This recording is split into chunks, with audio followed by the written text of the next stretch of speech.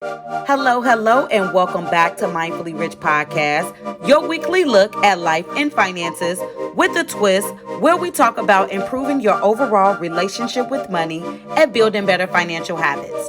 On each episode, I'll discuss real life situations and give y'all practical advice.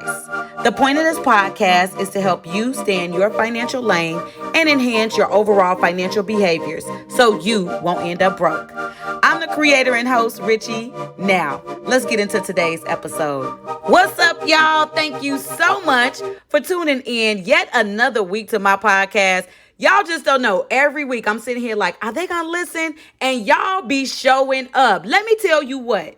Last week, y'all showed out. I don't know if it was because I was gone for 3 weeks or y'all just really liked the topic, but listenership shot up. So I just want to say thank you. Give y'all so much gratitude for all of the listening that y'all have been doing, all of the sharing that you've been doing, and make sure you continue to do that because truly you never know who needs this information. And I try to make each podcast episode practical to any season of life. So you never know who's going through what. So just make sure you're sharing with everybody. And so on last week, if you haven't already listened to Conversation, I think it was Conversation 63. We 63 episodes in.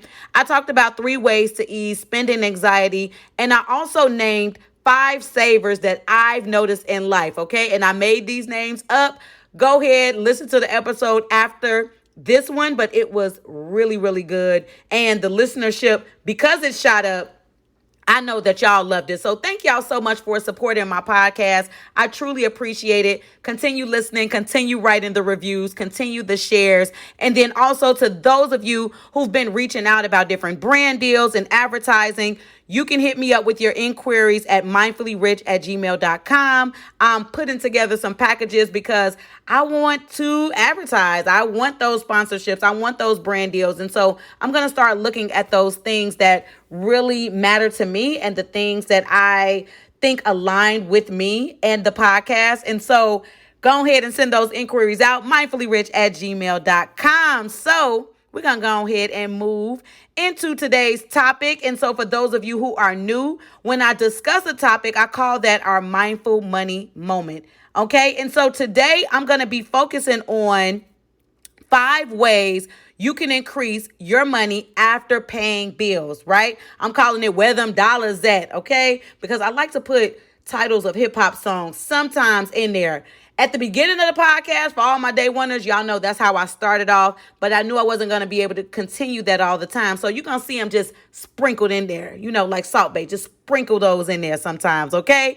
So when talking about 5 ways to increase your money after paying bills, I'm talking about your discretionary money. I don't know if you knew that there's a term for that, but it's called discretionary money. And that's the money after you have paid for all of your necessary bills or things that you need in life, right? It's a difference between disposable income. Disposable income, actually, for those of you, just in case you didn't know this, that is the money after your taxes. Money after your taxes is called disposable income. Discretionary money is monies after you've paid all of your necessities, your bills, your expenses, things of that sort. And here's the thing with that. Okay. I know lots of people like to compare themselves to other people, right? They'll say, oh, because such and such makes more money, they're able to do this, that, the other, right? Okay. But when it comes to spending money, we all different. All right. My spending needs, the things that I require in my life to live are going to look different from the things that you require in your life in order to live. The things that you are determining, whatever it is that you have said, I need this, that, and the other. We're going to all be different. And those things determine our spending, okay? Because there's a thing called minimalists, okay? There's a group of people in the world who are minimalists, and they require the bare minimum. They don't need a lot. Those are the people that can live in the tiny houses and don't need a lot in order to live. Okay, so our spending is directly our behaviors, what it is that we have deemed valuable, the things that our egos or our upbringings or whatever those things are. Those are the things that we have determined. We're in control of that. Nobody else is in control of that. Okay, so that's the reason why I wanted to make sure that I brought that up, because the monies that we have after we spend on our necessities and our expenses, our bills, and things of that sort, that's the money that tends to lack a bit for some people. Not a lot of people have a good amount of discretionary money. And so that's the reason why I wanted to tackle this, because I get a chance to get those DMs and talk to those people who don't. So today, I'm going to go ahead and get started and name 5 ways that you can increase your discretionary money after you've paid all of your bills. All right. So the first way is to get rid of all of those unnecessary subscriptions, right? We all have subscriptions to things, right? I don't know what you're subscribed to at the moment. I know I'm one of those people that may start a subscription. Let me give you an example. I've started subscriptions on my iPhone. So I have an app that helps me stay organized. I have Showtime, HBO Max, Paramount, Disney, all of those different apps. Those are subscriptions. Subscriptions cost us money each month. And so take a look at all of the subscriptions that you have. So I know for the iPhone, I'm able to, under my settings, go to subscriptions, so that way I can see all of the subscriptions that I pay for. If you have an Android phone, I don't know how you do that, but I know it got to be a way for you to do it. But you need to look at your bank statement if you need like a gauge of how many subscriptions you started, because check this out. All of the subscriptions that we get, we probably aren't using. And those things cost money. I know there's a bunch of those ones that I just get the trial for. And then after the trial is up, I'm like, I didn't try it out. I got to cancel this. Like YouTube TV. I was just about to get YouTube TV. Then I figured out I don't really need this. Had I not canceled the trial, it would have been $69.99 a month. Now, that's a big amount. That's something I would have saw. But there are some subscriptions that are $199 a month, $399 a month, $699. They're a little cheaper and you don't notice them. But if we're trying to increase the discretionary monies that we have, you have to check to see if you have any unnecessary subscriptions that you need to cancel. All right, the next way that you can increase your discretionary money is reducing your current bills. So that means you got to be mindful of what you're currently paying. And when I say reduce your bills, how much are you paying for your insurance? How much are you paying for your cable bill, your phone bill, your cell phone bills? If you still got a house phone, if you have internet, look at me saying if. Y'all all got internet, okay? So take a look at all of those bills to see how much you're currently paying. Is there any deals that are out right now that where you can decrease those bills? I call and check on my insurance every 6 months just because I want to make sure Geico's still finna get my money, okay? I want to make sure that they still the best deal, okay? Because if they not the best deal no more, if State Farm talking sweet to me over there, I'm going to be over there with them, okay? If Flo at Progressive, okay, she got something going on, a little special or something, I'm over there. Okay, so you should always be checking your insurance, your cable, your phone, your internet bills to see, are there any additional bills? $20 a month is a lot. That adds up. Okay, you want to make sure you're checking for that. And you want to know what? Going back to subscriptions, I just thought about this. OnStar. I have OnStar, and I, for the life of me, can't figure out if I need to keep this or not. It's $15.99 a month. Okay, so I just told y'all that $20 was a lot. That $15 is a lot. I think I'm going to cancel it. I just thought of it. I got ADHD, y'all. Okay, so stuff just be coming up randomly. Okay. Just in case y'all got OnStar too. That's a subscription as well. So, but let me get back to it. We talking about reducing your current bills and then also thinking about those other bills that you have, your student loans, if you have those, personal loans, auto loans, mortgage loans. Can you refinance them? Yes, you will be lengthening the loan out. But if your credit is doing better, you can reduce your rate, which helps you save money. So reducing your current bills, that's another way that you can increase your discretionary money.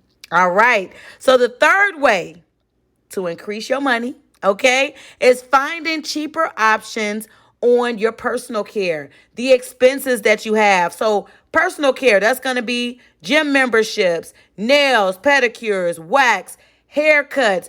But my ladies, getting your hair did, all of those things that we do that are like personal care type items. They're things that we want in our life. Remember, okay? They're either the things you want or the things that you need. Okay? You need to look at all of those services and see, am I going to get my nails done too many times during the month? Like for myself, I like to only go get my nails done once a month. Okay, I got a girl, she doing real good. So I can go every 3 weeks, which still adds up to be once a month.